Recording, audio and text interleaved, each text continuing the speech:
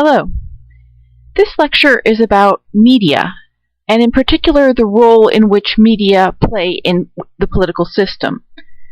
Your book does an excellent job talking about the different roles that media play in the political system, but what I want to spend some time on, at least at the start of this lecture, is to talk a little bit about how we got to the place we are today, and in particular to sort of tease out the way in which technology and funding created the system which we now have, and hinting a little bit at how it might be different in other places. To look specifically, or to understand specifically how media got to be where they are and what role they play, it helps to sort of tease out what technology was like throughout the history of America, and what readership was like, or who was consuming media. So if you begin at Colonial Times, I don't know how many of you have been to places like Colonial Williamsburg or sort of Old Town Boston or places like that. If you've ever been there, you've seen what a colonial newspaper office looked like. And it was a hand press. And when I say a hand press, I mean something that quite literally you had to lift this big heavy metal plate, put ink on it, and then push it down with like tons and tons of force to print out a single sheet of paper. This was a huge amount of effort. In addition, by and large in colonial times, education was very much limited to people who could afford it. So you had low literacy levels across the board, especially in colonial times, but even sort of in post-colonial times, literacy was not particularly high, higher than it was in Europe, but not particularly high. And what this meant was that the press was privately funded, privately owned, and tended to cater to those who would be interested only in the opinions that were distributed by the papers.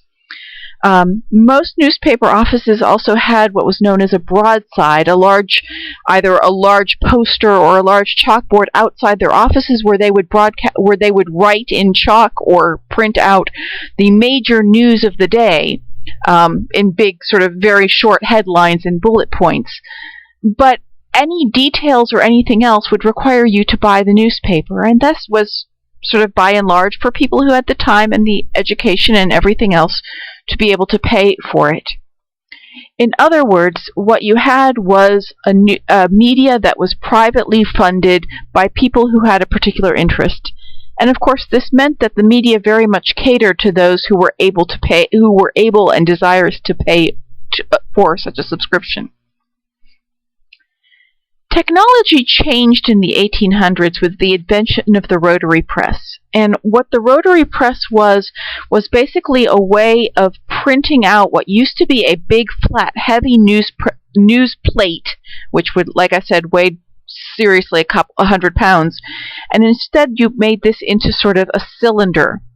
So it was sort of like, if you think of sort of your cars, it was sort of like if you had whatever was going to be printed on the newspaper printed on the tire of your car, so that every time the tire turned, you would print out one copy of the page underneath that tire.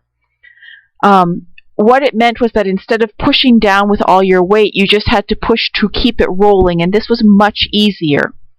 In addition, you could keep rolling paper under this big cylindrical press, as opposed to the old hand press, where you had to put a piece of paper in, push down a plate, lift the plate up again, wait for the ink to dry, take the piece of paper out, put a new piece of paper in, and push down. A rotary press would just automatically, in one smooth motion, just like I said, a piece of paper picking up under a car tire, it would sort of be picked up, would print along the whole piece of paper, and then would drop down, and another piece of paper would print up. In the meantime, a couple of other things were occurring in the 1800s. The middle class was becoming increasingly literate, both because more and more people were able to afford schools, but also because more and more communities got together to fund teachers. And there was an increase in the numbers of small businesses, small shops, as well as farm stands and everything else. And because there were more small shops, there was more of a desire to advertise. And because there was more of a desire to advertise, there was more of a desire to have places to advertise, and newspapers filled that void. This then led to widespread small papers with local news, so that it was not uncommon to find small newspapers in almost any community of any size, because every single paper wanted to have a little bit of local news, wanted to cater to that middle class that could read, but also wanted to spread news and information about what was available in all the different shops. This led to and if you got to larger cities, it was not uncommon to have 2, 3, 4, maybe even 5 different newspapers in a reasonable sized city, each of which had an independent viewpoint and its own sort of set of ideas that it wanted to get across. This led to a proliferation of newspapers that tried to sort of create different niches. There would be a newspaper that wanted to cater to a particular, economic scale, perhaps the more affluent, because those which would be funded by shops that would have nicer goods to sell, and would therefore also carry news stories with a slant towards people who were more affluent. You might also have a newspaper that was geared more towards the people at this sort of who were less wealthy, that might have more advertising from the local 5 and dime stores, which really and truly in those days did sell things for only 5 and 10 cents, which might have more news that catered more to people who were, working class or so on. And, of course, in small towns where there was only one newspaper, but it was still a very small town, you would get a desire for those newspapers to cover local stories, not necessarily to the exclusion of larger national and international ones, but definitely would talk more about sort of what the local politicians were doing, what the local senator was doing, what was going on at the local school, and so on. That was the 1800s. By the late 1800s, it was fairly easy. You could certainly talk about an era of mass communication. There was increased literacy among everyone. The United States for a very long time had among the highest, well, still has among the highest literacy rates of any country in the world. And so you could state fairly certainly that almost anyone in a given town was able to, at a minimum, read the basic newspaper. There was mass communication, and when I talk about mass communication, I'm talking about the sort of spread of the telegraph as at the very beginning, and also the railroad, which meant that you could get news from around the country. This was actually fairly important because as the country was getting bigger, people who had sort of moved west still longed to hear about what was going on in their old hometowns and with their families. The telegraph also meant that you could have spread news across the country, but also that you could have companies that could arise to sort of what were known as wire services, companies that existed solely to spread national news, so that if you were a small town or you were a small newspaper in, say, Missouri, and you were subscribed to one of the wire services, the wire service would send you a cable or a telegram about a breaking news story in New York City, for example, or some news about what was about gold being found in California, or something like that. This is what the bigger national companies could provide. In addition, you had national companies who were also providing goods and services. You had manufacturing. You had companies that were selling, brand name flour instead of just the flour that was made at the local mill, or brand name cleaning powders and things like that. These companies then wanted to advertise so that they could tout the benefits of getting this particular brand name of flour as opposed to just buying the flour that was made by the local mill. these national companies had advertising budgets and could therefore afford to spend more money on advertising, and would therefore be able to fund newspapers better. But, of course, these companies also had standards. If they were going to spend money on local advertising in local newspapers, they wanted to be sure that it was effective. This led to a level of competition between newspapers, where you still had newspapers trying to carve out their niches, but their niches were different. They were now competing on different scales. One newspaper in a town, and I'm thinking of the larger cities at this point, but one newspaper might try to be more on local news, but another newspaper might try to be focused more on international and national news. Newspapers in New York City, for example, began to rival each other on who had the better comic strips. Comic strips became a way of sort of competing for readership, because if you had one particular comic that you followed, and some of the comics looked more like what we would call soap operas today, where they had sort of sagas and dramas, people would buy that newspaper every day to find out what happened to their favorite characters. In some cases, you also had some levels of sensationalism in newspapers, where they would try to, they didn't have necessarily pictures at this point, but they would have drawings and artist renditions of particularly dramatic events, fires and boats capsizing and so on. These were not always necessarily 100% accurate, but if you're standing in front of a newsstand and there's 4 different papers to consider buying, and you're only going to buy one of them, the one with the most dramatic headline and the most dramatic artist rendition of the event is probably the one that you're going to be more inclined to buy. This also led to a certain amount of bias, and in some cases very blatant sort of name-calling and bias. All of this created a backlash in the 1900s, in the very early 1900s. And this backlash led to a couple of things. First, it led to the development of a field of journalism, and in particular to schools that created standards to encourage people to, think about how they were reporting, what they were reporting, to whom they were reporting, but also to sort of try to focus in on the things that were necessary and not just focus on conjecture or spread wild rumor. It also led to the creation of newspapers that strove to be nonpartisan. The New York Times was sort of the early standard for that, and the New York Times is a rather interesting one, because while all the other newspapers in New York were sort of competing by trying to sort of carve out their own particular niche and play to that niche, so the people who were, hooked on a particular comic strip or a particular story, or the people who are going to be looking for the very sensational stories, or the people who are going to be looking for the very pro-union news or something like that.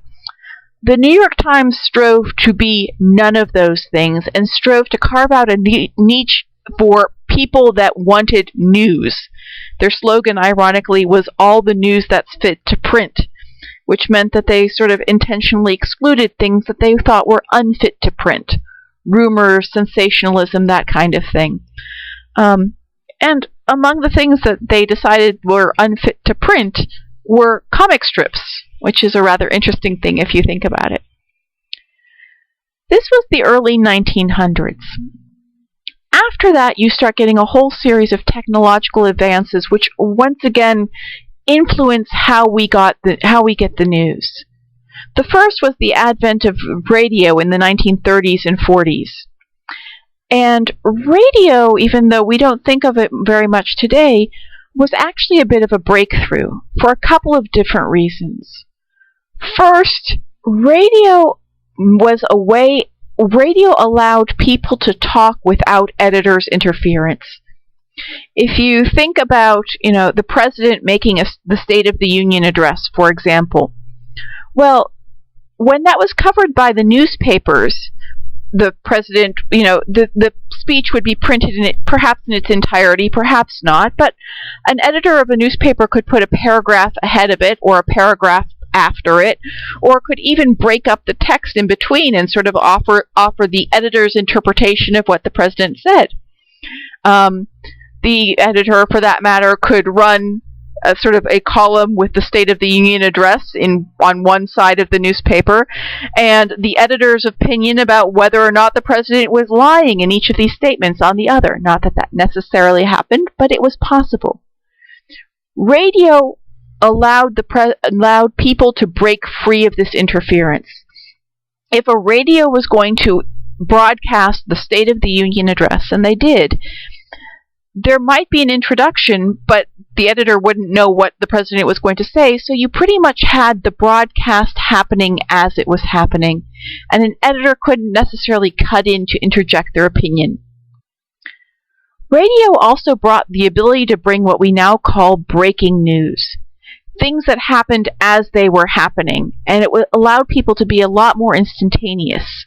If you think about it, it takes time, usually, at least a couple of hours between when something happens and when, especially using older technology, it could reach the newspapers.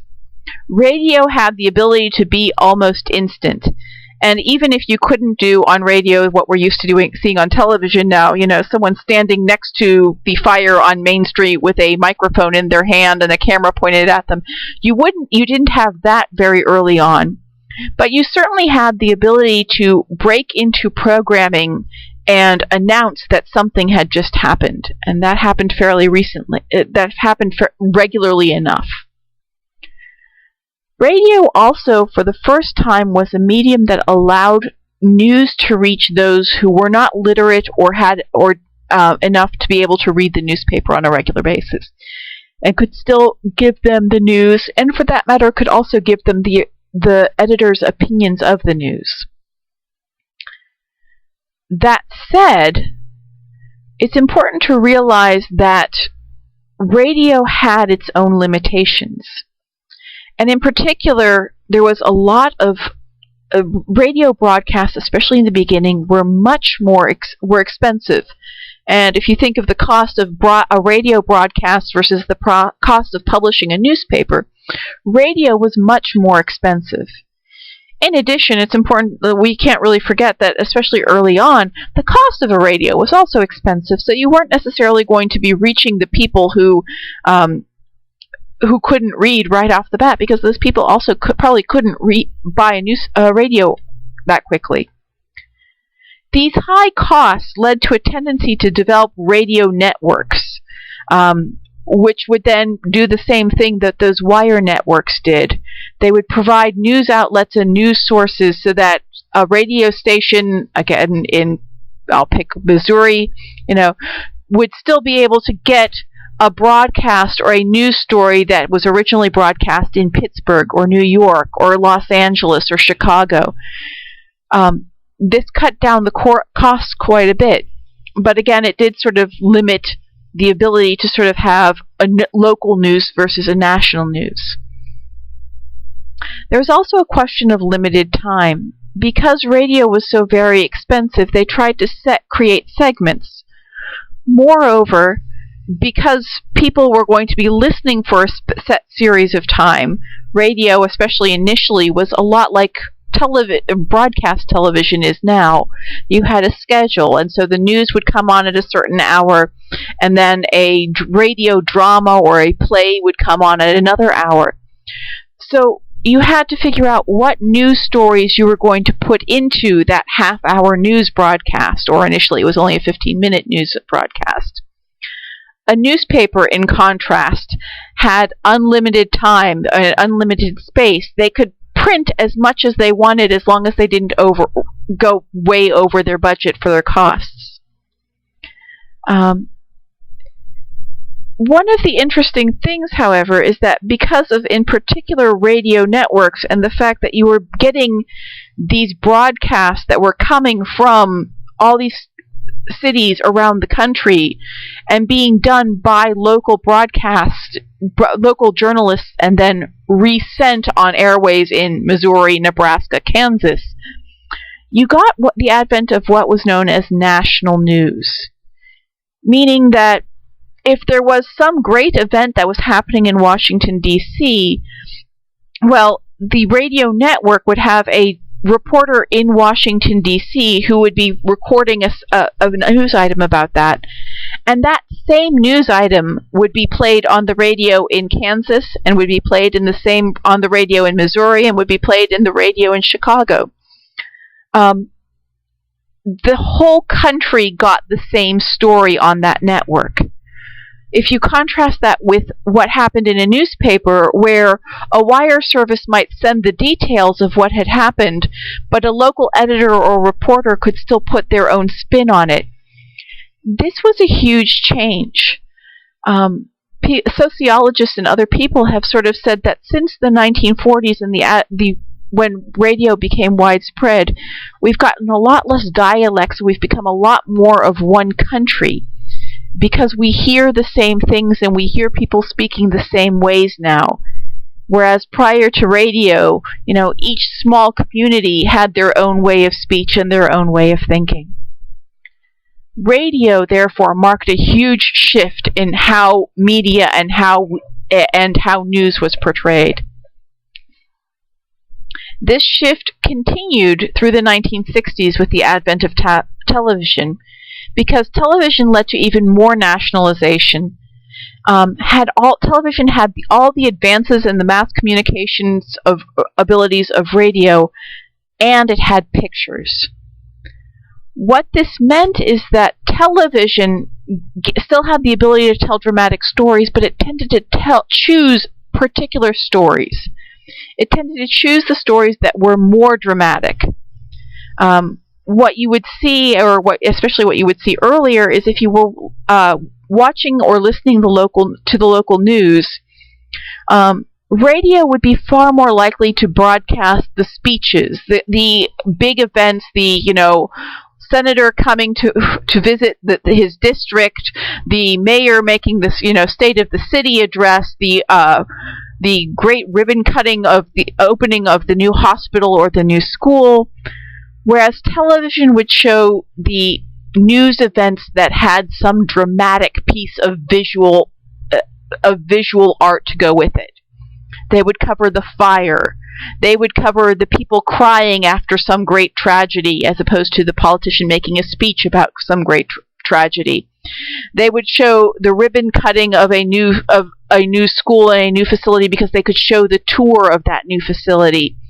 They would show lots and lots of car crashes, because car crashes look really, really dramatic. Radio news wouldn't talk about car crashes so much, because all car crashes basically crunch the same.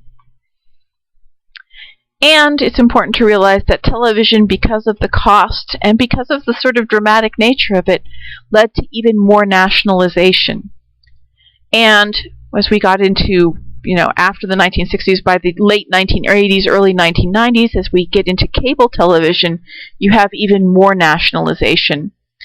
The advent of CNN, the cable news network, was another one of those sea changes.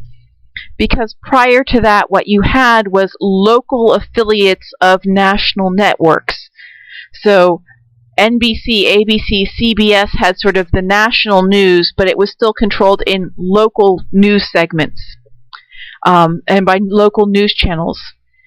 CNN, the cable news network, made absolutely no pretense of having anything to do with the local community. They traveled the entire country looking for news, but by the same token, it meant that if you watched CNN and only CNN, you never had any idea of what was going on in your own neighborhood. This was the advent of television. The internet is the final one of the two final sea changes. The internet is interesting because it has universal access and tons of providers. And it has both its benefits and its costs. People have said that the great things about the internet and the media availability of the internet is that it's universal access. anybody and anything can put content on the internet. So that if you are in a local community and you are upset because there is something that's happening that you want the world to know about, you don't need to own your own TV station. You don't need to own your own newspaper. You can just go on the internet, and if all you have is a computer keyboard, you can still blog about it and hope that somebody reads it. There are tons of resources. There is tons of information available. So that if you find that you've been wronged by, well, all you have to do is pick your least favorite company, and you can go online and Google search them, and you are likely to find 10 other people who have blogged about their least favorite company. There is tons of information available. And this has its benefits, because it also means that if you are curious and diligent, you have the ability to check facts.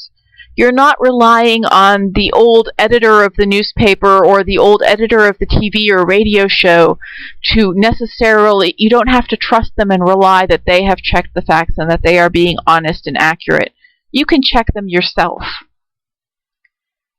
That said, people who spend a lot of time looking at sort of social media and things like that have argued that ironically we are becoming less informed. Because now, instead of having sort of these uniform national news services that came from the broadcast networks, that came from sort of having newspapers that were no longer trying to sort of sell to a particular segment, but were trying to be somewhat unbiased, you can now, instead of doing that, simply go to any one of a number of bloggers or news sites or just, somebody that you know who's on the internet, and get only information that accords with your own preconceived ideas. Moreover, while I said that the internet has given us an increased ability to check facts, the fact is that very few people actually do use the internet to check facts. Most people don't really stop to question, if I see something written online, is it necessarily true? Nobody bothers to check the sources.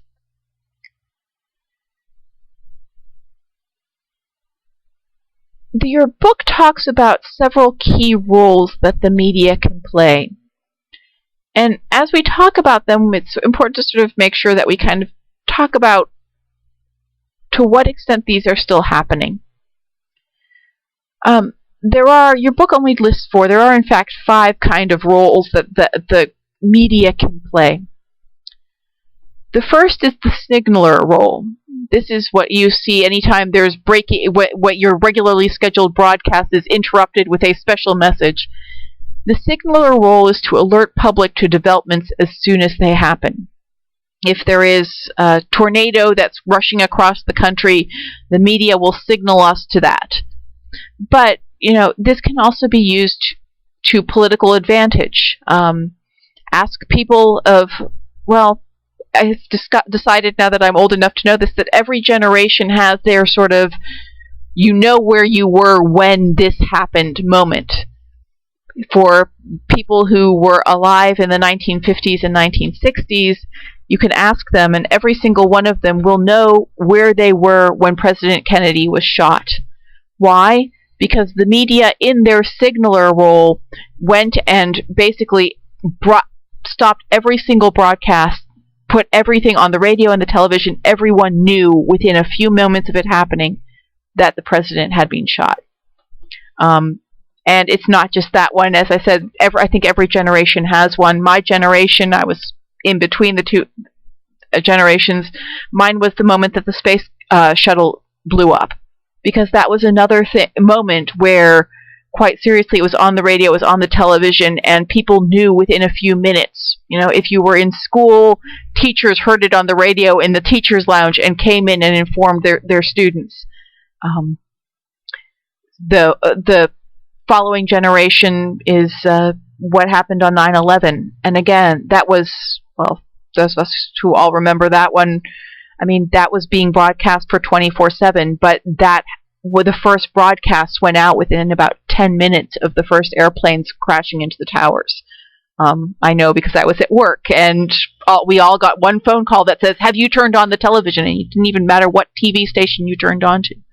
That's the signaler role. Another role that the media have is the common carrier role. meaning that the media go as sort of to provide a forum for political leaders to reach the public, so that everyone in the public, regardless of whether they are reading, what type of bias they have or whatever, the media provide access for political readers, all of them, or all politicians, to all reach the public. The media also act in what's known as the watchdog role. The best example I can give of this is if you've watched, a number of local news stations in particular like to do exposés. And they will do these on a regular basis, oddly enough, especially during ratings weeks and things like that, to alert people to abuses, to things that need to be changed. They will tell stories of people who have been sort of hurt by something that has happened. And this, although it sounds like it's just a sort of personal opportunity to air grievances, it is an important political function, because if they start talking about things that are government problems, they can lead to government solutions. One particular news outlet in Pittsburgh not too long ago did an expose about children who were being harmed by the state welfare system. And the not-so-subtle undercurrent of that story is, this is government funding that is not being, and a government agency that is not doing what it should be doing, and the state, this was a state issue, but still the state government should get on the ball and do something about it. This is the watchdog role that the media plays. There is finally the public representative role. The media can at times work to sort of bring an individual's concerns to a larger audience, so that if there is someone who, say, I have a friend who has a child who is autistic, and she has now started working and has on a fairly regular basis written a column for her local newspaper to talk about how helpful it is, and she lives in a community that's actually very good at supporting education programs for autistic children. And she does sort of this public representative role where she sort of shows the benefits of this of her education system, the education system that her children are benefiting from, as a way of sort of showing how this works, or how the benefits of government. The public representative role can be a little bit difficult, however, because the public representative in this case is not elected and not subject to recall. So we can argue that once the newspaper takes that role too much, or for that matter takes the watchdog role too seriously, we may lose some objectivity. A truly objective newspaper would take all sides and would sort of show both sides of an argument. Sometimes media are good at this, but sometimes they take that public representative role to the extreme, where they lose the ability to sort of take all sides.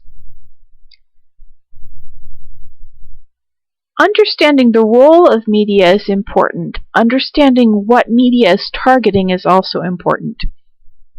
The simulation that I'm going to ask you to do, if you have not started it already, takes a look at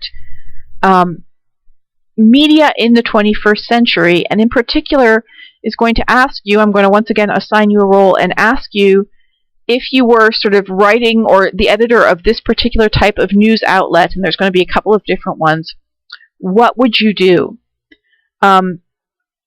This is going to go up on a discussion board. When you're done, I'm going to ask you to please do check back onto that discussion board, because there are some important things to sort of pay attention to.